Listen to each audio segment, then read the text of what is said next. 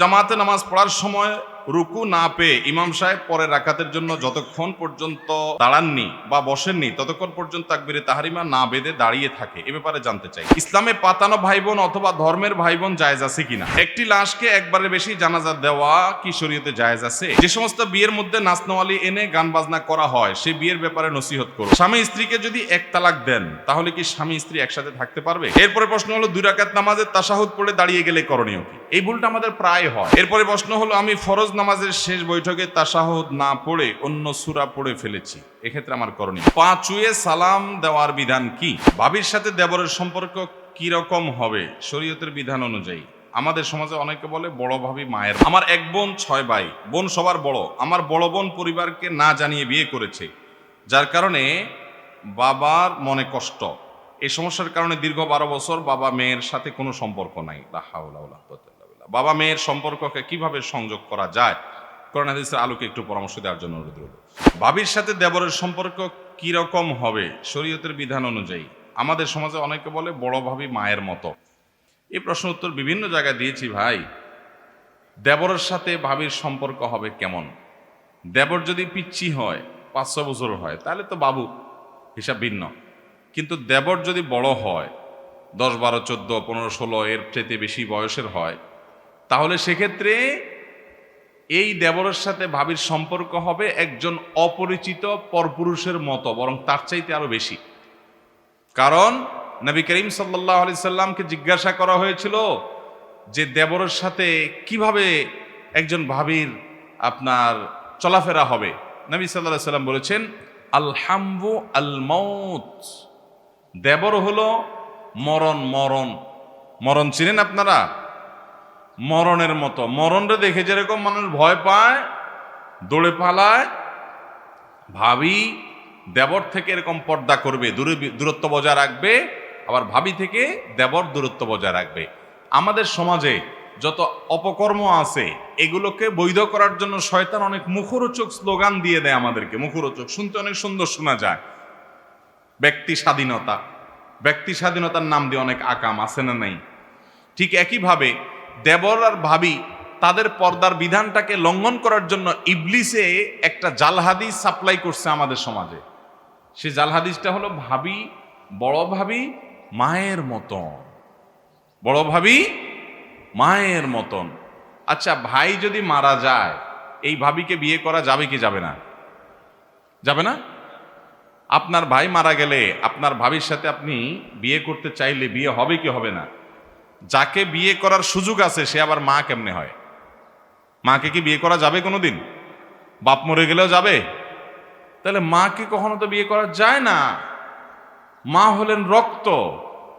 তো ভাবি, সে তো তাকে আপনি তো চাইলে আপনার ভাই মারা গেলে, ভাই তালাক দিলে বিয়ে করতে পারেন, সেই সুযোগ হতে পারে। যারে বিয়ে করার চান্স আছে সে আবার মায়ের মতো কেমনে হয়? সে হলো বউয়ের মতো। সে হলো কিসের মতো? মানে একজন আপনার স্ত্রী, তার সাথে যেরকম সম্পর্ক ভাবির সাথে সেরকম সম্পর্ক হওয়ার চান্স আছে। এই জন্য এখানে ফিতনা অনেক বেশি হতে পারে। আমাদের দেশে দেবর ভাবি খুনসুটি। দেবর ভাবি কি খুনসুটি, একটু রসিকতা, একটু মজা। হ্যাঁ, আরেকটা আছে ওই যে শালি দুলাভাই, শালি দুলাভাই। এগুলো আমাদের সমাজের শরীয়তে জায়েজ। সমাজের শরীয়ত বুঝেন কি? আমাদের দেশে সমাজে মানুষ কিছু দোষে মনে করে না। শ্বশুর শাশুড়ি জামাই আসছে বাড়িতে বেড়াইতে, শালির সাথে হাতাহাতি করছে, দুষ্টামি করছে, পর্দা তো দূরের কথা, দুলাভাইয়ের সাথে যা খাবার নিয়ে যাচ্ছে, নাস্তা নিয়ে যাচ্ছে। বুড়ি শালি মানে বালেগ হয়ে গেছে, বড় হয়ে গেছে। এই শালি যা রসিকতা করছে, মজা করছে, আবার দুলাভাইয়ের সাথে ওই ঘুরতে যাচ্ছে, চাইনিজ খাইতে যাচ্ছে একান্তে। শ্বশুর শাশুড়ি বুড়াবুড়ি এগুলার কিচ্ছু মনে করে না, মনে করে যে আরে দেবর শালি আর দুলাভাই একটুকু সম্পর্ক হয়। এত বেহায়া হয়ে গেছি আমরা, এত নির্লজ্জ হয়ে গেছি আমরা, যে আমরা এগুলোকে স্বাভাবিক মনে করছি। এগুলোকে বলা হয় দায়ুস আল্লাযী ইউকিরু ফি আহলিয়াল খাবাস। যারা তাদের পরিবারে অশ্লীলতা এবং নোংরামিকে সমর্থন করে এদেরকে বলা হয় দায়ুস। এজন্য ভাইরা আমার, দুলাভাইদের জন্য শেলিকা আর ভাবির জন্য দেবর, এরা হলো মৃত্যুর মতো, মরণের মতো। পর্দা রাস্তায় গেলে একজন মানুষের সাথে যতটা করতে হবে, বাসায় দেবরের সাথে এবং শ্যালিকার সাথে পর্দা তার চাইতে স্ট্রং পর্দা করতে হবে। কারণ ওখানে ফিতনা যদ্দুর হওয়ার ভয় আছে, এখানে আরো বেশি। আমার দেশে অনেক মহিলা আছে বাহিরে বোরকা পরেন, হাত মোজা পা মোজা পরেন, কিন্তু বাসা আসলে দেবরের ভাত বেড়ে দেন, আছে না নেই? দেবরের সাথে দেখা সাক্ষাৎ করেন, পর্দা পশিদা করেন না। মুরব্বীরা যারা আপনারা এগুলোকে সমর্থন করেন, বরং অনেক মুরব্বীরা আছে ওই বৌমাকে বাধ্য করে যে তোমার দেবরের জামাটা ধুয়ে দাও, দেবরের ভাতটা বেড়ে দাও, হ্যাঁ, দেবরে নাস্তাটা দাও, পানিটা আগায় দাও। এগুলোকে আরো বরং অনেক শ্বশুর শাশুড়ি আছে নির্দেশ করে। এই শ্বশুর শাশুড়ি তারা শরীয়তের বিধান জানে না, যে নিজেরা হারাম করছেন, হারাম করতে সহযোগিতা করছেন। একইভাবে ওই যে শ্বশুরবাড়ির কথা বলছি পুরুষ মানুষের জন্য, যে সে তার শালিকের সাথে ইয়ারকি ফাজলামি করে, মুরব্বীরা সেটাকে মনে করে না এটা হবে, দুলাভাই শালি এতটুকু হয়। খবরদার, অন্য জায়গার থেকে এখানে পর্দা আরো বেশি করতে হবে। শরীয়তের বিধান না মানার কারণে কয়দিন পরে দেখা যায় যে ওই ভাবির হাত ধরে দেবর পালায় গেছে। ঘটে কি ঘটে না? সবাই তো আর পালায় না, অনেকে তলে তলে গুনাহে লিপ্ত হয়, অনেকে পালায় যায়। হয়তো দুই একজনকে আল্লাহ তাআলা গুনাহ থেকে হেফাজত রাখেন, কিন্তু মনের গুনাহ, মনের জেনা, চোখের জেনা, সেটা থেকে তো বাঁচার কোনো উপায় নাই। অতএব মুরব্বীরা, বাবারা ভালো করে শুনে রাখেন, পরিবারে পর্দার বিধানটা খুব ভালো করে মানবেন। অনেক মুরব্বী চাচা আছেন এই লম্বা দাড়ি, মাথায় সেজদা করতে করতে কপালে দাগ পড়ে গেছে, মাগার বৌমাকে নিজের ছেলের সাথে পর্দা না করতে বাধ্য করে। খুব গুনাহের কথা। এই সমস্ত মুরব্বীদেরকে বলা হয়, বুড়াদেরকে বলা হয় দায়ুস। এরা জান্নাতে যাবে না যারা তাদের পরিবারের বেপর্দাকে সমর্থন করে। অতএব আমাদের পরিবারের মহিলাদেরকে, পুরুষদেরকে আমরা পর্দা করতে সাহায্য করবো তো ইনশাআল্লাহ। যৌথ পরিবারে ভাবি আর দেবর পর্দা কিভাবে করবে? সেটা উত্তর হলো যে যৌথ পরিবার যদি হয়, এমন ভাবে পর্দা লাগায় দিবে, বেড়া দিবে, ওয়াল দিবে, যে ভাবি যেখানে চলাচল করবে দেবর সেখানে যাবে না। যদি ওইদিকে যাইতে হয় অনুমতি নিয়ে যাবে, একটু আসতেছি ভাবি, তাহলে ভাবি একটু সরে যাবে, তারপর তিনি যাবেন। আবার ভাবি যদি সামনের দিকে আসতে হয় তো অনুমতি নিয়ে আসবেন, পর্দা করে আসবেন এবং বোরকা পরে আসবেন, অথবা ঢেকে ঢুকে আসবেন। এক কথায় পর্দা মেনটেন করবেন। চেষ্টা করলে যৌথ পরিবারও পর্দা করা সম্ভব। আর যদি নিয়ত না থাকে, সদিচ্ছা না থাকে, তো অনেক বড় বড় বিল্ডিং এর মধ্যে দু চারজন থাকলেও পর্দা করা যায় না। এটা হলো ইচ্ছার ব্যাপার। কেউ যদি ইচ্ছা করে ওই সামান্য সামর্থ্যের মধ্যেও পর্দা করা যায়। আল্লাহ আমাদেরকে তৌফিক দান করুন। যৌথ পরিবারে আমরা ছেলেবেলা দেখেছি এই সমাজের সৌন্দর্যগুলো সব ধ্বংস করে ফেলছে শয়তান এবং শয়তানের চক্ররা। আমাদের ঈমান দুর্বল হয়ে গেছে, আমরা সেগুলো হারিয়ে ফেলছি। দেখা যেত যে কয়েকটা ঘর আছে বা একটা ঘরে যৌথ পরিবারে ভাবি আছে, বোন আছে, মাহরাম, গায়রে মাহরাম অনেকে আছেন। তো সেখানে পুরুষরা বাহির থেকে আসলে গলা পরিষ্কার করে সালাম দিয়ে আসতো, আসসালামু আলাইকুম। এরপরে গলা পরিষ্কার করতো, আওয়াজ দিত, যে আওয়াজ দেখে মহিলারা সাইড হয়ে যেত, বুঝতো যে একজন গায়রে মাহরাম পুরুষ আছে। এখন আছে এগুলা? পারলে আরো সামনে বসে বসে আড্ডা মারে, এবং ওই আড্ডা মারার পরিণতিও ভোগ করছে। ঘরে ঘরে জেনা, ঘরে ঘরে সংসারে অশান্তি, সংসার ভেঙে যাচ্ছে, পরকীয়া হচ্ছে, ভুল বোঝাবুঝি হচ্ছে। পরকীয়ার যে মহামারী গোটা সমাজে ছেয়ে গেছে, এর একমাত্র কারণ হলো বেপরদিগি, আর কিচ্ছু না। আল্লাহ তাআলা আমাদেরকে বেঁচে থাকার তৌফিক দান করুন। এরপরে প্রশ্ন হলো, আমি ফরজ নামাজের শেষ বৈঠকে তাশাহুদ না পড়ে অন্য সূরা পড়ে ফেলেছি, এক্ষেত্রে আমার করণীয় কি? আপনি শেষে সিজদা সাহু দিবেন, নামাজ হয়ে যাবে ইনশাআল্লাহ। যদি তাশাহুদের জায়গায়, আত্তাহিয়াতুর জায়গায় অন্য সূরা পড়ে ফেলছেন, তাহলে সেক্ষেত্রে আপনি শেষে কি দিবেন? সিজদা সাহু দিয়ে দিবেন, নামাজ হয়ে যাবে ইনশাআল্লাহ। এরপর প্রশ্ন হলো, পা ছুঁয়ে সালাম দেওয়ার বিধান কি? এটা আমাদের দেশে বহুল প্রচলিত একটা কালচার, একটা সংস্কৃতি, যে মুরব্বীদেরকে পা ছুঁয়ে সালাম দিতে হয়। বিশেষ করে নতুন জামাই আসলে শ্বশুর, শাশুড়ি, অন্যদের পা ছুঁয়ে সালাম দিতে হয়। আমরা এটা বিভিন্ন জায়গায় জবাব দিয়েছি। সালাম হয় মুখে, সালামের জন্য কোনো পায়ে হাত দেওয়ার দরকার হয় না। আসসালামু আলাইকুম ওয়া রাহমাতুল্লাহ, এটা হলো সালাম। এই সালাম শিখিয়েছেন আমাদেরকে প্রিয় নবী সাল্লাল্লাহু আলাইহি সাল্লাম। এছাড়া পাও ধরতে হবে সালাম দিতে গিয়ে, এরকম কোনো শিক্ষা কোরআন হাদিসে দেওয়া হয় নাই। এটা হিন্দুদের চরণধুলি নেওয়া, চরণধুলি মানে পায়ের ময়লা নেওয়া, মুরব্বীর পা থেকে ধুলা নেওয়া।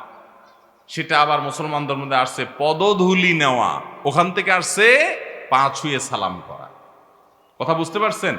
তো এটা কোনো ইসলামের নির্দেশ না। হ্যাঁ, মুরব্বীদেরকে শ্রদ্ধা করে তাদের কপালে চুমু খাওয়ার কথা, পায়ে চুমু খাওয়ার কথাও কোনো কোনো বর্ণনায় পাওয়া যায়, সেটা নিয়ে আলোচনা আছে দীর্ঘ। কিন্তু সালামের সাথে এর কোনো সম্পর্ক না যে এটা দিয়ে আমি সালাম দিলাম। মুশকিল হলো নতুন ছেলেরা নতুন বিয়ে করার পর যদি শ্বশুরদের পাঁচই সালাম না দেয়, শ্বশুরা মনে করে বেয়াদ্দব ছেলে, মনে করে কি করে না। এটা যেহেতু বুঝে না শ্বশুররা, এই জন্য তাদেরকে শ্রদ্ধা সেভাবে করতে হবে। তাদের সামনে কাচুমুচু করবেন, হ্যাঁ, মুস্কি হেসে কথা বলবেন, সবকিছু আগায় জোগায় দিবেন। আপনার আচার আচরণ থেকে উনি বুঝে নিবে যে না, ওর মধ্যে আদবের কোনো কমতি নাই, এবং বুঝাই দিবেন যে পাঁচই সালাম কেন করছেন না। ডাইরেক্ট বলতে পারছেন না, আরেকজনকে দিয়ে বুঝাই দিবেন, কিন্তু আপনার আচার আচরণ দিয়ে আপনি পোষায় দিবেন যে আপনার ভদ্রতার কোনো কমতি নাই। আল্লাহ আমাদের সবাইকে বিনয়ী হওয়ার তৌফিক দান করুন, ভদ্র হওয়ার তৌফিক দান করুন।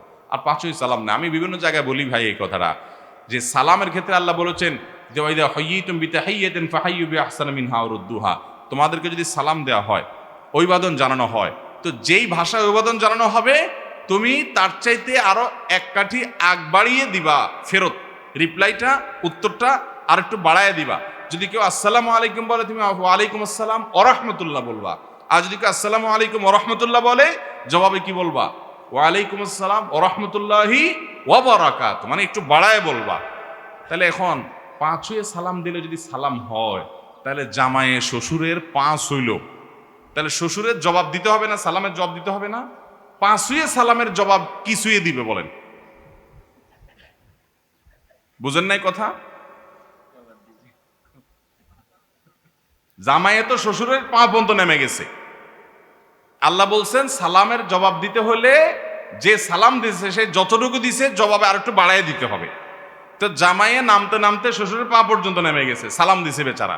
এবার শ্বশুরের জবাব দিতে গেলে পায়ের থেকে আরো নিচে নেমে জবাব দিতে হবে। এবার জামাইয়ের কি ধরবে শ্বশুর? হ্যাঁ, কি ধরবে? ও পা জড়ায় ধরবে বুকের সাথে। তাহলে বোঝা গেল এটা সুন্নাহ বা কোরআন হাদিস সমর্থিত কোনো আমল না।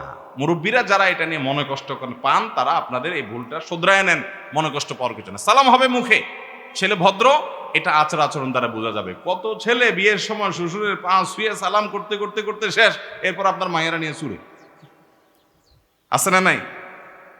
তাহলে এই পা শুয়ে সালাম দিলে ছেলে ভদ্র, আর নাহলে ছেলে বেয়াদ্দব, এত সহজ হিসাব নিকাশ করা যাবে।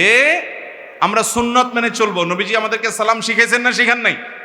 কিভাবে সালাম শিখিয়েছেন? মুখে সালাম। সালাম কখনো পা ধরে হয় না, কিছু ধরাধরির কাজ দরকার নাই, এটা মুখে সালাম দিবেন। আচ্ছা, এরপরে প্রশ্ন হলো, 2 রাকাত নামাজের তাশাহুদ পড়ে দাঁড়িয়ে গেলে করণীয় কি? এই ভুলটা আমাদের প্রায় হয়। ধরেন আপনি ফজরের 2 রাকাত সুন্নত পড়তেছেন, সুন্নত পড়লে 2 রাকাত সুন্নত, অতএব দ্বিতীয় রাকাতে আপনি সালাম ফিরে ফেলবেন, তাশাহুদের পরে দুরূদ পড়বেন, দোয়া মাসুরা পড়বেন, পরে সালাম ফিরে নামাজ শেষ করবেন, তাই না? এখন দেখা যায় নামাজে আমাদের মনোযোগ না থাকার কারণে বা অন্য যে কোনো কারণে হোক, দ্বিতীয় রাকাতে আমার সালাম ফেরানোর জায়গা আমি এটাকে চার রাকাত বিশিষ্ট নামাজ মনে করে উঠে দাঁড়ায় গেলাম। কি হবে এখন? এর উত্তর হলো, যদি উঠতে গিয়ে মনে পড়ে এখনো সোজা হয়ে দাঁড়ান নাই, বরং বসার দিকে বেশি ঝুঁকা আছেন, জাস্ট একটু উঠতেছেন, এর মধ্যে মনে পড়ে আরে আমি তো 2 রাকাত নামাজ পড়তেছি, আমার তো দাঁড়ানোর কথা না, তাহলে ওই অবস্থা আবার ফেরত বসে যাবেন, বসে সালাম ফিরে ফেলবেন, নামাজ হয়ে যাবে। সিদ্ধা সাহুটাও কিচ্ছু লাগবে না যদি একটু উঠতে গিয়েই মনে পড়ে যায়। বুঝেন নাই? বসার দিকে বেশি ঝোঁক আছে, এই অবস্থায় মনে পড়ে গেছে, তাহলে বসে সালাম ফিরে ফেলবেন, নামাজ হয়ে যাবে। আত্মায়াতুর তো পড়ছেনই, এবার দুরুদ দোয়া মাসুরা পড়ে সালাম ফিরে ফেলবেন, শেষ। কিন্তু উঠে গেছেন প্রায় দাঁড়ানোর দিকে বেশি, পিঠটা বেশিরভাগ সোজা হয়ে গেছে, এখন দাঁড়ানোর দিকে আপনি বেশি চলে গেছেন, বসা থেকে দূরে চলে গেছেন, এরকম অবস্থা যদি মনে পড়ে, তাহলে সেক্ষেত্রে আপনি বসে সেজদায় সাহু দিবেন, সেজদায় সাহু দিয়ে কি করবেন? নামাজ শেষ করবেন। আর যদি একেবারে ফুল দাঁড়ায় গেছেন, অনেক সময় দেখা যায় আরেক রাকাতও পড়ে ফেলছেন, এরপরে মনে হয়েছে, তাহলে সেক্ষেত্রে তার সাথে আরো 1 রাকাত পড়ে মোট 4 রাকাত করবেন, করে শেষে সেজদা সাহু দিয়ে দিবেন, তাহলে কি হয়ে যাবে? নামাজ হয়ে যাবে। তাহলে 3টা সিস্টেম হলো। এক হলো বসা থেকে একটু উঠতে গিয়ে মনে পড়ছে, তাহলে বসে ওই যে দোয়া মাসুরা দুরুদ পড়ে সালাম ফিরায় ফেলবেন। আরেকটা হলো উঠার দিকে বেশিরভাগ চলে গেছেন, হ্যাঁ, উঠার দিকে বেশিরভাগ উঠে গেছেন, তাহলে 2 রাকাত ফরজ নামাজ যদি হয়, যেমন ফজরের ফরজ নামাজ 2 রাকাত, এখানে 2 রাকাত পড়াটা ফরজ, তাহলে সেক্ষেত্রে আপনি ওই অবস্থা বসে যাবেন, বসে সালাম ফিরা সিজদা সাহু দিবেন, যেহেতু দাঁড়ানোর দিকে বেশি হয়ে গেছে। কথা কি বুঝাতে পারছি? এভাবে নামাজ হয়ে যাবে ইনশাআল্লাহ তাআলা। স্বামী স্ত্রীকে যদি 1 তালাক দেন, তাহলে কি স্বামী স্ত্রী একসাথে থাকতে পারবে? স্ত্রীকে যদি স্বামী 1টা তালাক দেয়, তাহলে আবার তারা চাইলে সংসার করতে পারবে। যদি ইদ্যতের মধ্যে থাকে, 3 মাসের মধ্যে থাকে, তাহলে শুধু মুখে বললেই হবে তোমাকে প্রত্যাহার করে নিলাম, বা নিয়ত করে নিলেই হবে যে আমি আমার কথা ফেরত নিলাম। স্বামী স্ত্রীর সাথে বসবাস করা শুরু করলেই প্রত্যাহার হয়ে যাবে। কিন্তু তালাক একটা দেওয়া শেষ। জীবনে আরেকবার যদি এরকম দেয়, আরেকবার নেওয়ার সুযোগ থাকবে, আরো একবার যদি দেয় শেষ, আর নেওয়ার সুযোগ থাকবে না। আর যদি 1 তালাক দেওয়ার পরে 2, 4, 6 মাস, 8 মাস, 10 মাস, 1 বছর চলে গেছে, তাহলে তো সম্পর্ক শেষ। এখন চাইলে শুধুমাত্র আবার নতুন করে আকদ করলে, বিয়ে পড়ালে একসাথে থাকতে পারবে। আমার দেশে মানুষ তালাক দিতে গিয়ে এমনভাবে তালাক দেয় যে আর নেওয়া যায় না। আপনি যদি এইভাবে তালাক দেন, 10 বছর পরে আবার চাইলে সংসার করতে পারবেন। এমনভাবে তালাক মারে, যারা তালাক দেয় কয়দিন পরপরই মারে, বউরে মারে, বউর 14 গোষ্ঠী সহ তালাক মারে। এগুলো হলো ছোট লোক, অমানুষ, খারাপ মানুষ। ভালো মানুষ কখনো এইভাবে তালাক দেয় না। এটা নাজায়েজ তালাক। তালাকের মধ্যে তালাকুস সুন্নাহ হলো যে যদি বনিবনা নাই হয়, তালাক দিতেই হয়, তাহলে স্ত্রীর সাথে শারীরিক সম্পর্ক হয়েছে যে পবিত্রতায়, ওইখানে তালাক দেওয়া যাবে না। এরপরে মাসিক আসবে, অপেক্ষা করতে হবে, মাসিক শেষ হয়ে পবিত্র হবে, তারপরে শারীরিক কোনো সম্পর্ক হওয়ার আগে তালাক দিতে হবে। এত সময় কেন শরীয়ত অপেক্ষা করতে বলছে? যাতে করে এটা প্রমাণিত হয় যে আপনার তালাকটা হুট করে হয় নাই, ঠান্ডা মাথায় বুঝে শুনে আপনি তালাক দিয়েছেন, এই জন্য এতগুলো সময় নিয়েছেন। শরীয়ত চায় যে হুটহাট করে যেন সংসারগুলো না ভাঙে। আল্লাহ আমাদেরকে তৌফিক দান করুন। আমার 1 বোন 6 ভাই, বোন সবার বড়। আমার বড় বোন পরিবারকে না জানিয়ে বিয়ে করেছে, যার কারণে বাবার মনে কষ্ট। এই সমস্যার কারণে দীর্ঘ 12 বছর বাবা মেয়ের সাথে কোনো সম্পর্ক নাই। লা হাওলা ওয়ালা কুওয়াতা ইল্লা বিল্লাহ। বাবা মেয়ের সম্পর্ককে কিভাবে সংযোগ করা যায়, কোরআন হাদিসের আলোকে একটু পরামর্শ দেওয়ার জন্য অনুরোধ রইল। যাই হোক, এরকম যদি হয় যে মেয়ে বাবার অমতে বিয়ে করেছেন, হানাফি মাযহাবের আলোকে বিয়ে বিশুদ্ধ হয়ে গেছে প্রাপ্তবয়স্ক মেয়ে হলে, তো এই মাসআলা, এই ফতোয়া পাইয়া অনেক মেয়েরা আছে, অনেক ছেলেরা আছে, পালায়া বিয়ে করার জন্য অস্থির হয়ে যায়। আমি বলি ভাই, বিয়েটা তো ইবাদত, এটা তো কোনো চুরি না। পালায়া তো চোর চুরি করে, পালায়া চোরে কি করে? চুরি করে। আরে বিয়ে করবেন বুক ফুলায়া, ডাকডোল পিটায়া, সবাইকে জানায়া সুন্দর করে, কি পালাপালাই করে এদিক থেকে সেদিক চলে যাচ্ছেন, গোপনে করতেছেন। জীবনে একটা বিয়ে করবেন, সেটা ওই পালাপালি করলে কোনো আনন্দ আছে এটাতে? বেকুব, এর মতো নির্বোধ কে আছে? শয়তান বুঝায় এর সাথে সংসার করলে আমার জীবনে শান্তির ফুলগুধারা বয়ে বেড়াবে, শান্তির নহর শুরু হবে। এটা হলো ইবলিসের ধোঁকা। এটা কিসের ধোঁকা? ইবলিসের ধোঁকা। আল্লাহ রাব্বুল আলামিন যেখানে শান্তি দিয়েছেন সেখানে শান্তি হবে। বিধায় নিজে মন গড়া, বিশেষ করে বিবাহের আগে একটা সম্পর্ক করছেন, হালাল ইটিস পিটিস সম্পর্ক করছেন, এরপরে হের হাত ধরে ভালো ভাইগা গেছেন, আপনার সংসারে শান্তি হবে আপনি চিন্তা করছেন। কোন বেকুব বলছে আপনাকে? আল্লাহ তাআলা আমাদের যুব সমাজকে হেফাজত থাকার তৌফিক দান করুন। যাই হোক, বাবা মেয়ের সাথে যদি এরকম দূরত্ব সৃষ্টি হয়ে যায়, তাহলে সেক্ষেত্রে অবশ্যই এলাকার মান্যগণ্য যারা আছেন, আলেম ওলামা যারা আছেন, তাদের কর্তব্য যে বাবা এবং মেয়েকে এক করার। কারণ রক্ত সম্পর্ক এটা ছিন্ন করা জায়েজ নাই। বাবাও গুনাহগার, মেয়েও গুনাহগার যদি উভয় পক্ষ দূরত্ব বজায় রাখে। আর যদি এক পক্ষ মিশতে চায়, আরেক পক্ষ দূরত্ব বজায় রাখে, আপনি অভিমান করেন, অভিমান করার অধিকার আছে, কিন্তু এর মানে এই না যে সম্পর্ক ছিন্ন করবেন। আত্মীয়তার সম্পর্ক ছিন্ন করা জায়েজ নাই, এটা হারাম।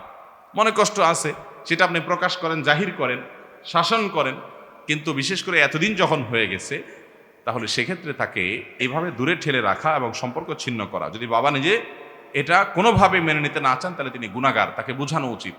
আমার দেশে মসজিদগুলোতে আমি চাই যে মসজিদের ইমাম সাহেব, খতিব সাহেবরা ফ্যামিলি কাউন্সিলিং করবেন। ফ্যামিলি কাউন্সিলিং করা মসজিদগুলোতে এখন একটা অপরিহার্য আইটেম হওয়া উচিত।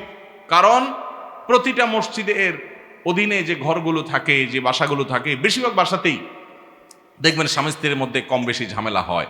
এই ঝামেলাগুলো যখন চরম পর্যায়ে যায়, ইমাম সাহেবরা তারা মসজিদে এমন সিস্টেম থাকা উচিত যে আন্তরিকভাবে তাদের মধ্যে মধ্যস্থতা করার জন্য উদ্যোগ গ্রহণ করবেন। এবং এই উদ্যোগ গ্রহণটা সমাজে জানাজানি হবে। স্বামীর প্রয়োজন হলে তিনি ডাকবেন, স্ত্রীর প্রয়োজন হলে তিনি ডাকবেন, প্রয়োজনে পরামর্শ চাইবেন। এভাবে উদ্যোগ নেওয়া উচিত, তাহলে ইনশাআল্লাহ সমস্যার সমাধান হওয়া সম্ভব। যে সমস্ত বিয়ের মধ্যে নাচনওয়ালি এনে গান বাজনা করা হয় সে বিয়ের ব্যাপারে নসিহত করুন। বিয়ের মধ্যে নাচনওয়ালি এনে গান বাজনা করা হয়, এ বিয়ে অভিশপ্ত বিয়ে। এ বিয়েতে কোনোদিন বরকত হবে না, কল্যাণ হবে না। আমাদের এই যে দাম্পত্য সম্পর্কগুলো ভালো যাচ্ছে না, বিয়ে ভাঙতে ভাঙতে ভাঙতে খানখান হয়ে যাচ্ছে, এবং বিয়ে হতে দেরি, ঝগড়া হতে দেরি নাই স্বামী স্ত্রীর মধ্যে। এটার মূল কারণ হলো আমাদের বিবাহগুলোতে হারামের ছড়াছড়ি। হারাম মুক্ত বিয়ে হলে সেখানে বারাকা হবে, বরকত হবে, আল্লাহ তাআলা বরকত দিবেন। হারাম মুক্ত বিয়ে হলে আপনার বিয়ে উপলক্ষে গান বাজনা হারাম জিনিস ভরায় ফেলছেন, তো আল্লাহ লানত পাওয়ার জিনিস থাকলে সেখানে কিভাবে আল্লাহ রহমত আশা করেন? এজন্য বিবাহকে গুনাহ মুক্ত করতে হবে। যুবকরা চেষ্টা করবো তো ইনশাআল্লাহ। যারা বিয়ে করেন নাই প্রতিজ্ঞা করেন যে আমার বিয়ে উপলক্ষে কোনো ব্যান্ড পার্টি, ডিজে পার্টি, শয়তানি পার্টি কোনো কিছু হবে না, আমি গুনাহমুক্ত বিয়ে করব ইনশাআল্লাহ। একটি লাশকে একবারের বেশি জানাজা দেওয়া কি শরীয়তে জায়েজ আছে? একজন মানুষের একটা জানাজা হবে, একটার বেশি জানাজা শরিয়া সম্মত নয়।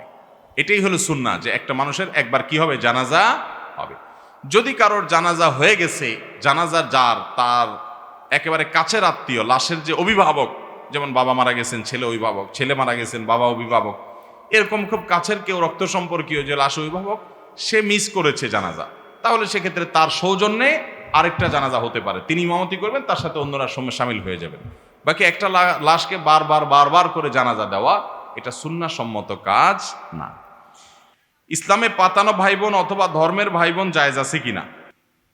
ইসলামে কোনো পাতানো ভাই বোন বা ধর্মের ভাই বোন বলতে কোনো ভাই বোন নাই। ভাই বোন একটাই, সেটা হল রক্তের ভাই বোন। এছাড়া যত ভাই বোন আছে সব 2 নম্বর ভাই বোন।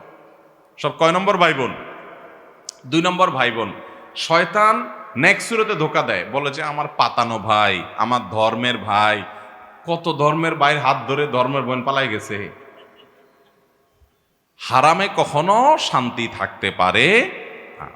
অতএব এই পাতানো ভাই, ধর্মের ভাই বলতে কিচ্ছু না শরীয়তে। যদি এরকম কারোর মনের ভিতরে আসে, কোনো যদি ছেলে আইসা কোনো মেয়েকে বলে আপনাকে বইন ডাকছি, বইন, আর বইনে যদি একে আপনার ভাই ডাকছি, তাহলে বুঝবেন যে এটা ইবলিসে পাঠাইছে।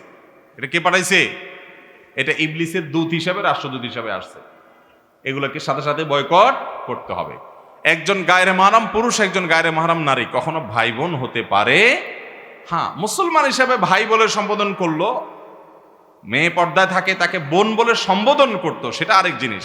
কিন্তু না, ওই যে ভাই বোনের জন্য যেরকম মহব্বত, রক্ত সম্পর্ক, অনেক এরকম পাতান্না ভাই বোনে আছে, নিজের আসল ভাই বোনের খবর নাই, ওই নকল 2 নম্বরটা নিয়ে যত সব মাখামাখি আছে না নাই?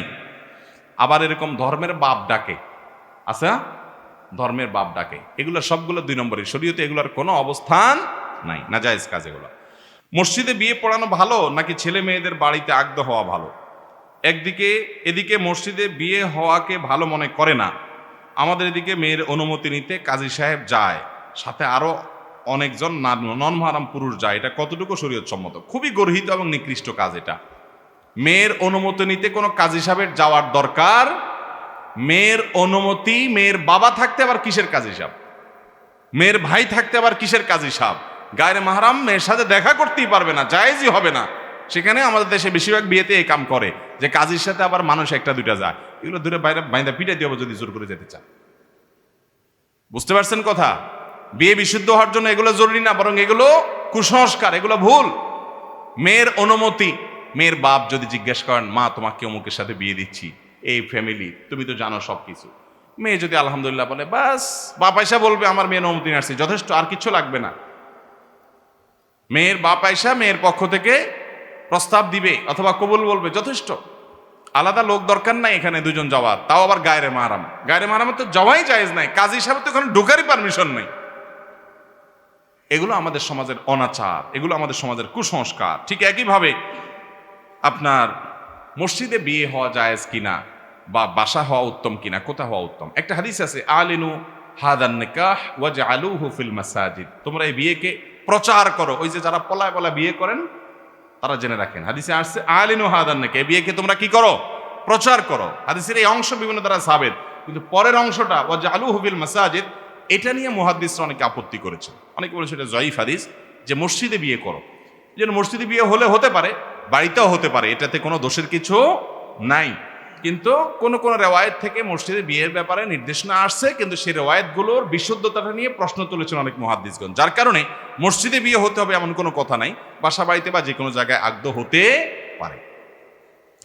এরপরে প্রশ্ন হলো, জামাতে নামাজ পড়ার সময় রুকু না পেয়ে ইমাম সাহেব পরের রাকাতের জন্য যতক্ষণ পর্যন্ত দাঁড়াননি বা বসেননি ততক্ষণ পর্যন্ত তাকবীরে তাহরিমা না বেঁধে দাঁড়িয়ে থাকে, এ ব্যাপারে জানতে চাই।